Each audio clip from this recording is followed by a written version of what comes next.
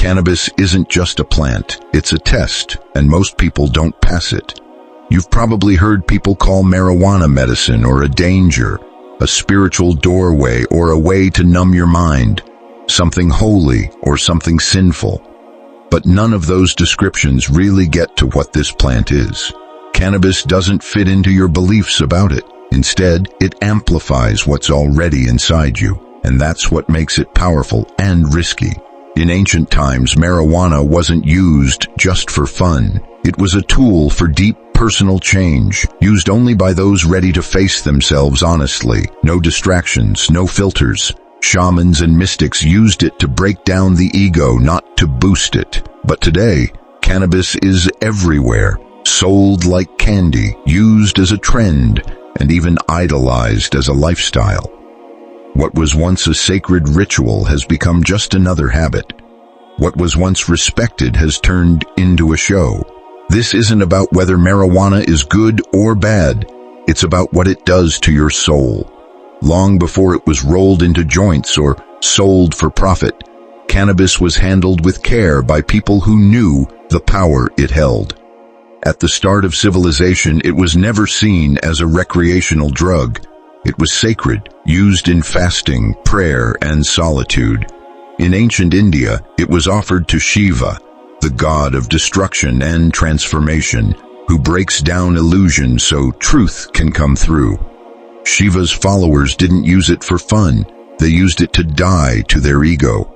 The smoking pipe wasn't a casual thing, it was a sacred tool. In Taoist traditions, cannabis was mixed with other herbs to refine energy, quiet the mind, and inspire visions. It wasn't used to dull senses, but to sharpen awareness. Old texts say it can either balance or unbalance your life energy depending on your inner state. For those not ready, it wasn't a gift. It was a test. Sufi mystics used hashish during ceremonies to dissolve the self in the divine. But even they saw the plant as tricky. Rumi warned that it could make you feel like you're awakened, but leave your soul untouched. The plant was only respected when it helped people let go of their ego, not grow it. It had to be handled carefully like a sword, or it would harm the one who held it. Among the Rastafari, cannabis is called ganja, the herb of wisdom and healing. It's not just smoked, it's prayed over and used in reasoning sessions, where conversation and smoke mix in a search for truth. It's a tool for connection, not escape, always part of spiritual practice. In these circles, cannabis isn't for forgetting the world, but for remembering the divine within it. But today, in the modern West, we've turned a sacred tool into a souvenir. What used to take preparation now takes none. You can buy cannabis at a drive-thru, smoke between texts, or scroll through social media while feeling fake calm. The plant hasn't changed, but the context has, and without ritual, cannabis loses its way. When the ceremony disappears, all that's left is sensation, and sensation without meaning becomes just indulgence. The real danger isn't the plant, it's treating something sacred like entertainment. Cannabis doesn't give you a fixed experience, it only amplifies what's already there. If you're grounded, it helps you go deeper. If you're lost, it makes that confusion bigger. Most people don't realize they're stepping into a temple with muddy shoes, then wonder why they only see shadows. The truth is, the plant doesn't decide where you go. It holds up a mirror. That mirror shows your fears, your pain, your questions. It doesn't care about your mood. It cares about your intention. That's why in most traditions, the real ritual was the preparation, fasting, chanting, silence, purification, all before the first hit. Not superstition, but because they knew your mind must be steady before it can expand. Used with respect, cannabis isn't a drug, it's a door, and doors open both ways, to light and shadow. The biggest mistake is thinking you can handle both if you haven't prepared for either. Many people report anxiety, paranoia, or feeling like they're being watched after smoking. Most blame the wrong strain or dosage. But maybe the problem isn't the marijuana, it's that the plant is doing what it's meant to do. cutting through noise, breaking illusions, showing what's underneath. Carl Jung called this the shadow. Parts of your mind you ignored, forgot, or didn't want to see. They're not evil, just uncomfortable. Not harmful, just irritating. The pain you didn't deal with. The anger you held in. The truths you avoided. Cannabis doesn't create these things. It just turns up the volume on what's already playing, and for many, that music is unresolved pain. This is the side of cannabis people don't like to talk about, because it's not as easy to sell as relaxation or good vibes. But any serious spiritual seeker will tell you, true awakening starts in the dark, not in visions, but in discomfort, not in light, but in facing yourself. Cannabis, when used consciously, can be one of the best tools for that, if you're ready and willing to see yourself without your mask. In mystical psychology, that moment of seeing yourself clearly is sacred, not failure but invitation. The anxiety after a hit, the rising self-awareness, the paranoia, it's not a malfunction. It's your system reacting to change. It's not losing control. It's your mental filters breaking down. Your ego's guards panicking because the walls are breached. Modern culture gives no guidance here. You're alone, heart racing, wondering why you feel like you're falling apart. And the truth is, you are. That's what the plant does. It dissolves the fake, burns away the act. And if you're not ready, it can feel like a nightmare. Not because the plant is bad, but because the encounter is real. Esoteric traditions understood this well. In writings about psychic self-defense, John Fortune talked about altered states that make your energy body open and vulnerable, not just to perception, but to outside energetic influence. If your inner world is a mess, cannabis won't fix it.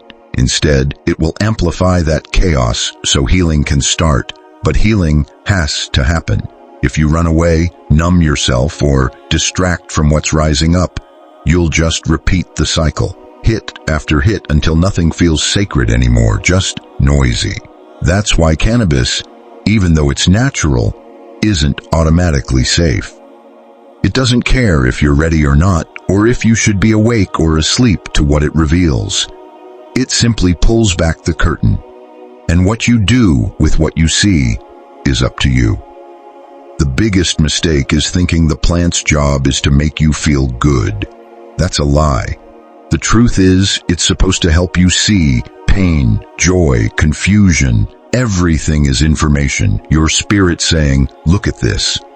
But since we're trained to fear discomfort, we call those moments bad trips and walk away empty. No insight, no growth, just another story about how weed made us anxious. Cannabis doesn't create anxiety. It shows the anxiety you already have. It didn't invent discomfort, it reveals it. That makes it one of the most honest substances out there. But honesty isn't always gentle, and truth isn't always easy. The plant is a mirror, and sometimes what it shows isn't pretty, but maybe that's exactly what you needed to see. One of the biggest spiritual traps is confusing how something feels with what's real. And cannabis, more than most plants, tempts us with that trap.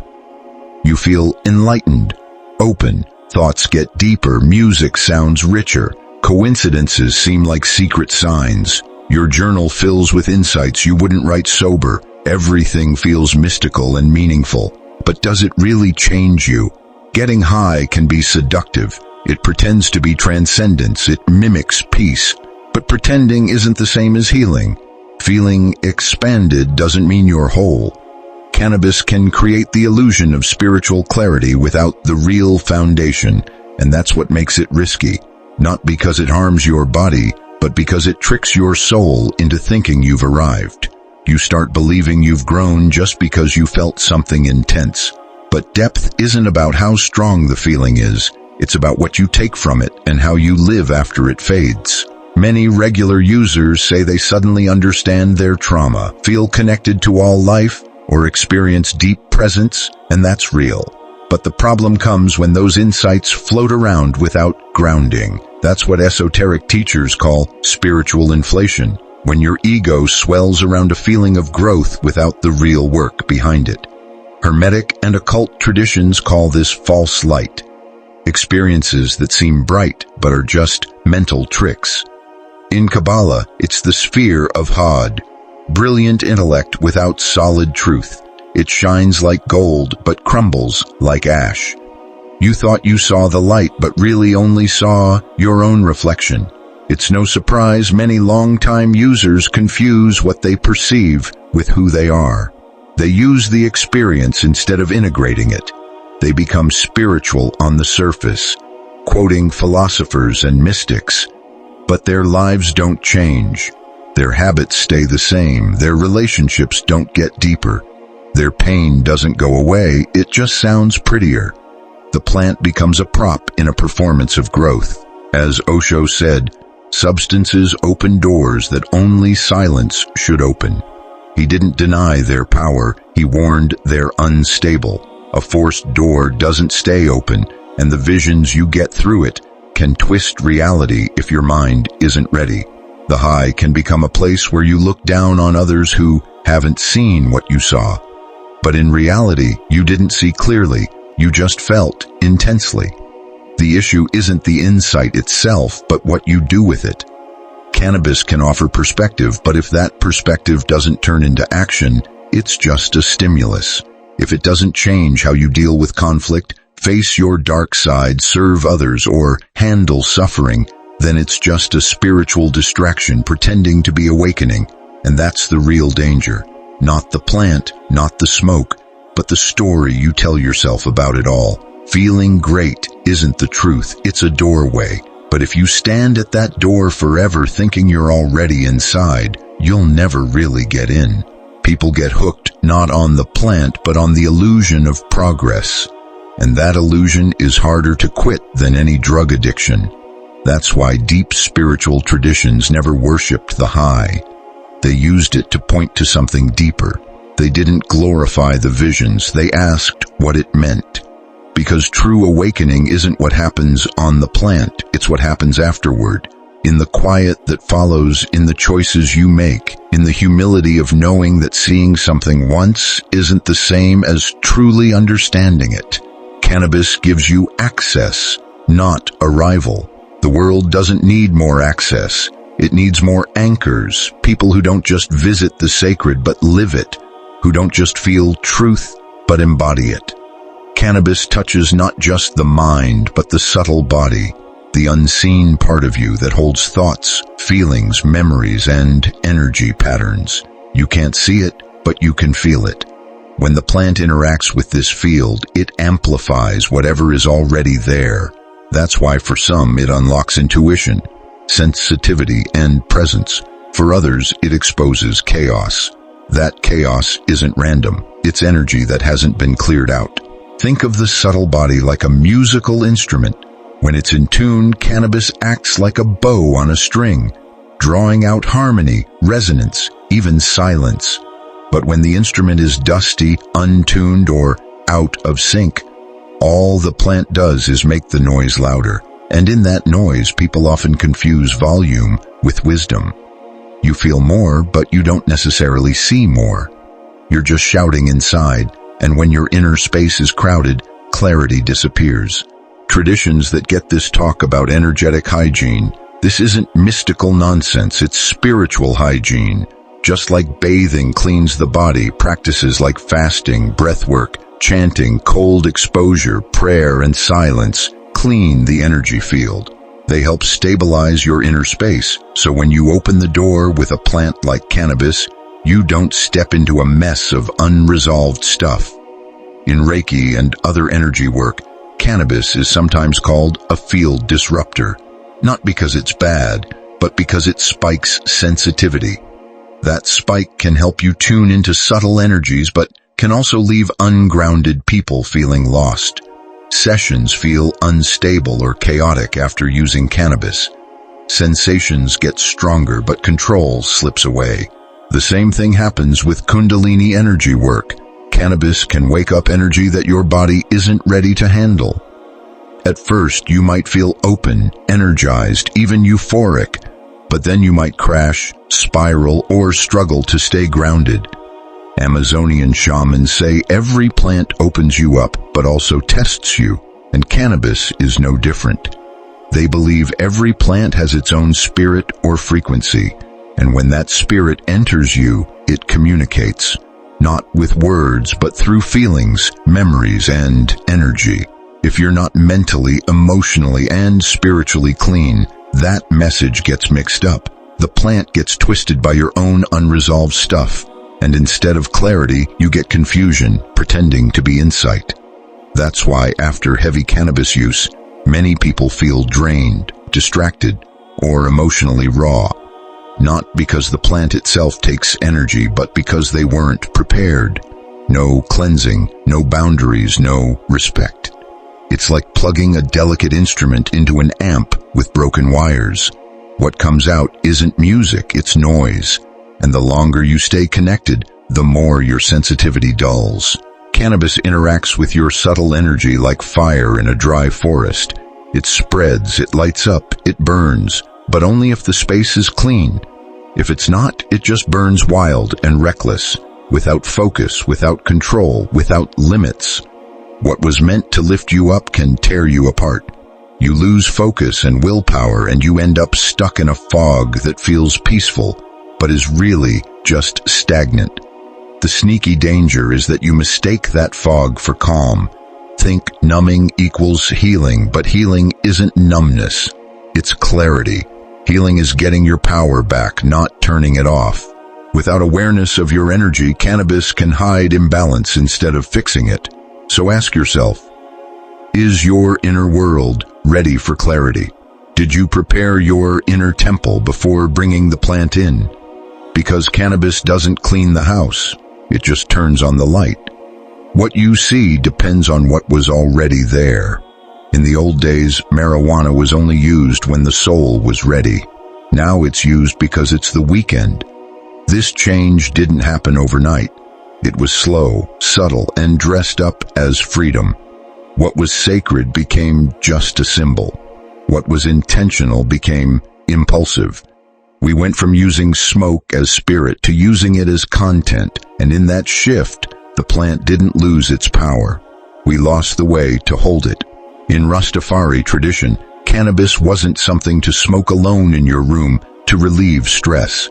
It was part of sacred reasoning sessions, group gatherings for spiritual and philosophical reflection.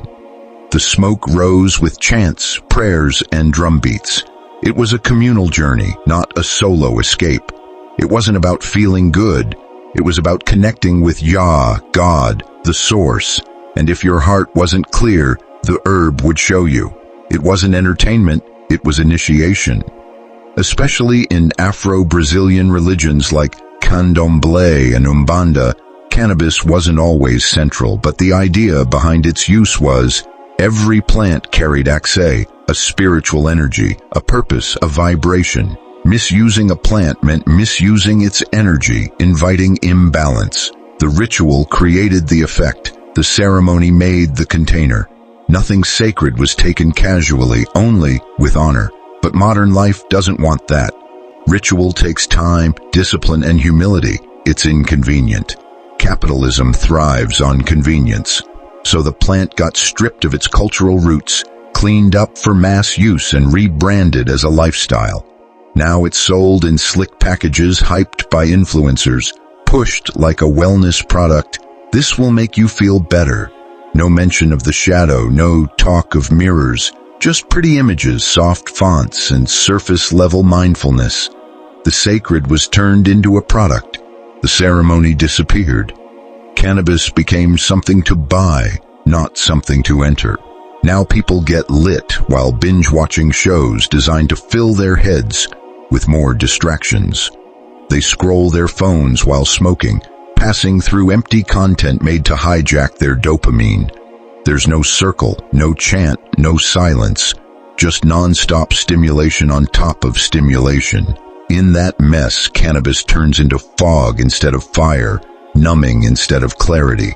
Even festivals claiming to be spiritual, burning incense, playing background music, selling chakra stickers. often reduce cannabis to background noise. Ritual becomes a show, ceremony becomes fantasy. The plant's true power, the part that could transform, shake, and awaken, is buried under layers of style. But cannabis doesn't care about style. Its spirit is ancient, wild, and uncompromising. It doesn't care about your brand, it cares about your intention. Without structure, its energy spills into your distractions, your fears, your unhealed wounds. Without focus, it just makes your current state louder. That's why some people feel inspired and others feel stuck. The same plant, but a different container. When we lose ritual, we lose the framework that made the experience sacred. Without it, all that's left is entertainment pretending to heal. A fake depth, a hollow echo of what was once holy. The plant hasn't changed. How we use it has. Until we bring back the container, we'll keep wondering why the experience feels shallow, confusing, or chaotic. It's not that cannabis lost its power. We stopped preparing to receive it. Ritual wasn't a performance for the divine. It was how you prepared yourself to clear your mind, energy, and heart. So when the plant opened the door, you could walk through with grace, not confusion. We didn't lose the sacred. We lost the ability to see it. The most dangerous lie is thinking intention alone is enough. That if you mean well, the plant will guide you. But cannabis, like all true spiritual allies, doesn't work on feelings. It responds to energy, readiness, and the clarity of your inner world, not just positive thinking. Many people try it with curiosity, but no direction. They get high to feel better, think deeper, escape boredom, or soften stress. But they forget the plant doesn't give peace. It shows whether peace was already there. When used wisely, cannabis can be a powerful ally, helping quiet the ego, see your patterns clearly, and loosen your grip on old stories. But the real secret isn't the plant itself. It's who you are when you meet it. Without structure, the experience slips away. Without reflection, insight disappears. Without grounding, opening up breaks you apart. So how do you use cannabis without letting it use you? Start by knowing that cannabis should never be your first reaction. If you're anxious, don't smoke. Sit with the feeling. Ask yourself why. If you're restless, don't run. Move your body. Take deep breaths. Write down your thoughts. Only when your body is calm and your mind is clear can cannabis help refine your awareness instead of stirring things up. Before you use it, ask yourself, what am I looking for? Clarity or comfort, truth or quick relief? Am I using cannabis to face myself or to avoid myself? There's a big difference between exploring your mind and just trying to silence it. One is sacred, the other just a loop. The wisest traditions never depended on cannabis alone. It was just one part of a bigger spiritual practice. Fasting, silence, chanting, prayer, breathwork, cleansing rituals. These weren't extra steps. They were spiritual hygiene. They prepared the container, cleared the clutter, and tuned your nervous system so the plant could do its deeper work. Grounding is key. Smoke in silence. Sit on the earth. Turn off your phone. Stop background noise. Let the plant guide you inward, not outward. Write down what comes up. Think it through. Integrate it. And live it out in how you act, talk, and love. That's where the real transformation happens. Not just in what you see, but what you do with it. Cannabis without integration becomes just spiritual entertainment. You chase feelings instead of doing the work. It becomes part of who you are, and you start thinking you can't be wise without it. And that's the start of not a drug addiction, but an existential one. You forget the plant is just a mirror. The depth was always inside you, and cannabis only helped you see it. The real journey starts when you can reach that place without anything outside. You weren't made to live in the high. Your job is to bring what you found back into your everyday life. Insight isn't the goal. Application is. Transformation is. It means you can be kind without needing a high. You can stay present without chemicals. You can face conflict, boredom, and routine while staying awake. That's how you use the plant without losing yourself.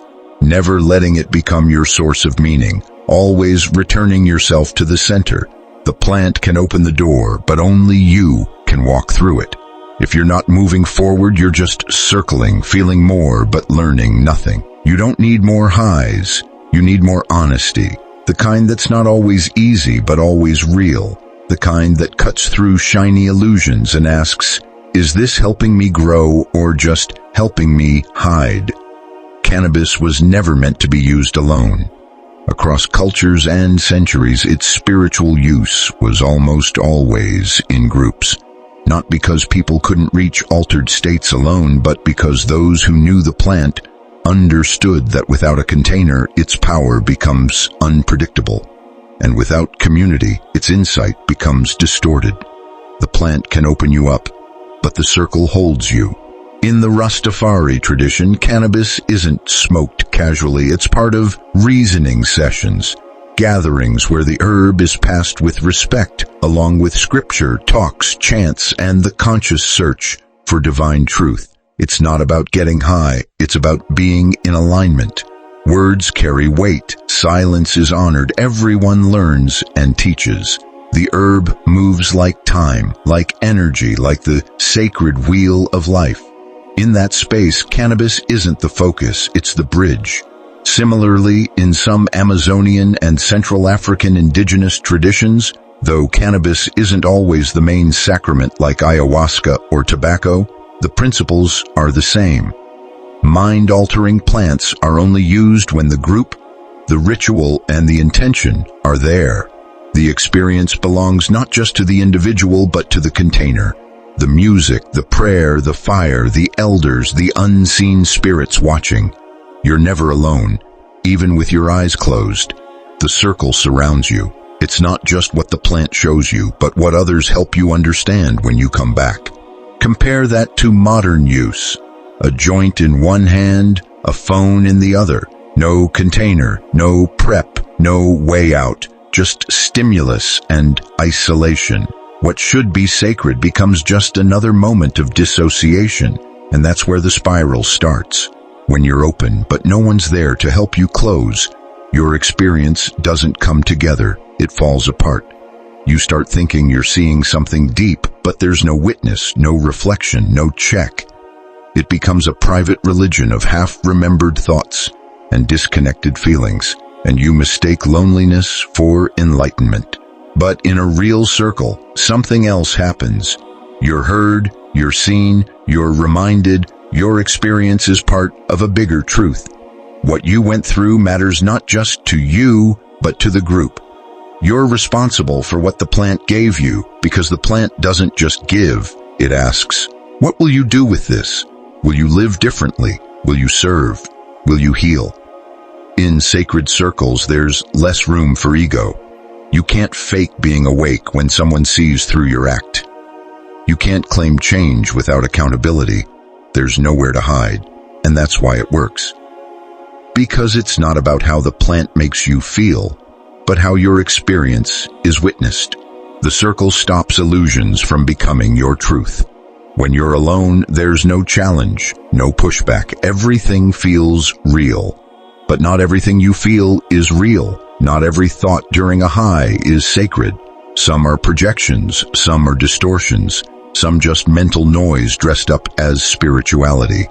The circle helps you tell the difference. It helps you test your vision against shared reality.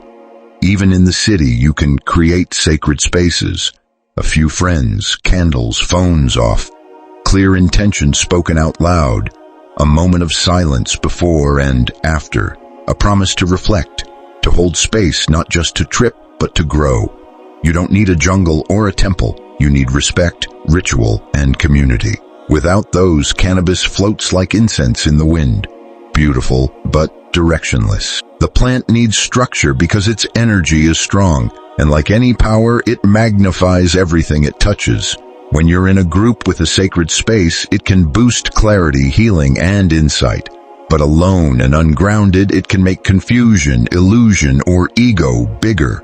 So maybe the real question isn't just why you're smoking, but who you're smoking with, because having a sacred container often decides if the plant teaches you or just distracts you. Every seeker reaches a point when the excitement of the experience starts to lose its meaning. The newness fades, visions repeat, and thoughts echo what you've already heard. That's when the deeper journey begins, not by chasing more intense highs, but by being more honest with yourself. The real work isn't about what you see when you're high. It's about what you do when you're sober. Discernment becomes your new high. Not stimulation, but clarity. Not euphoria, but alignment. Cannabis can open doors, that's clear. But opening doors is easy. Walking through them with intention, integration, and humility is what most avoid. It's easier to chase the feeling of awakening than to do the work of awakening. It's easier to get high than to stand still. Easier to feel profound than to live profoundly. But feeling something doesn't make it true. Seeing something doesn't make it real. Discernment is what separates illusion from truth. It stops you from confusing an echo for essence. In Greek philosophy, discernment was called krinin, the inner blade cutting through lies. In Vedanta, it's viveka, the power to tell real from unreal. It's not about doubt, it's about spiritual maturity, the ability to question even your deepest experiences and ask, is this truth or just what I want to hear? Because cannabis gives you both. It speaks in riddles, poetry, and feelings. And if you're not grounded, you might build whole belief systems from metaphors never meant to be taken literally. That's where spiritual inflation starts. Your ego pretends to be awake. It talks in mystical words, wears the robes of transcendence, quotes scriptures without living them. You get hooked, not on the plant, but on feeling special, in the know. You confuse sensitivity with superiority and stop hearing anything that challenges you. That's why discernment must come first, before cannabis can be a spiritual tool. Without it, you're not opening to higher truth. You're just rearranging the furniture in your own illusions. The plant amplifies what's already inside you. If you're confused, confusion grows. If you have clarity, it deepens. The plant doesn't judge, it reflects. So ask yourself, are you ready to sharpen your inner blade? Are you willing to ask tough questions about your intentions, your expectations, your habits? Are you willing to set the plant aside when it no longer helps you grow? That might be the hardest test of all, not using the plant when you don't need it, knowing that wisdom was never in the leaf, but in how it helped you remember your own wisdom. Cannabis isn't the path, it's a compass. It can point the way, guide you, but it can't walk the path for you, and it definitely can't carry you. The plant holds up a mirror, but mirrors don't create, they reflect. They don't move, you move. And if you focus only on the reflection, you forget what it was meant to show you. Many never reach this point. They get stuck on sensation or poetry, but mystics and true seekers go beyond that. They learn to trust the quiet after the high. They listen to messages without euphoria. They sit with discomfort and ask what it's teaching. Because the goal isn't to get high, it's to stay awake, not just when the plant opens your eyes, but every morning when you choose to live grounded, aligned, and real. That's true spiritual practice. That's the path beyond illusion. There comes a time when you have to put down all tools, leave behind shortcuts, and see every high for what it really is. A spark, a sign, a starting point, not a place to stay. Cannabis isn't the answer. It never was. At best, it's a teacher. At worst, it's just another distraction pretending to be depth. If you're truly paying attention, you'll know when it's time to stop chasing smoke and start lighting the fire inside yourself. The biggest lesson cannabis can teach is that you never really needed it. Not because it's useless, but because its power was always meant to reflect something inside you that's been asleep, waiting to be remembered. The clarity you felt was yours. The stillness, the insight, the connection, all of it came from you, not the plant. The plant just helped clear away what you'd forgotten, how to feel.